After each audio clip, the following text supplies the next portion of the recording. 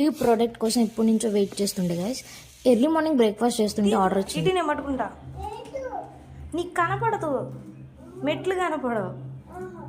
అదే ఇంకా పార్సిల్ రాగానే ఆత్రం ఎలా వచ్చినాయి ఆ ప్రోడక్ట్స్ అని ఇంకా అన్బాక్సింగ్ టైం అయితే స్టార్ట్ చేస్తాను. ఈ లోపల మా అబ్బాయి కూడా మమ్మీ ఏం ఆర్డర్ చేసినాను రెడీగా కూర్చున్నాడు.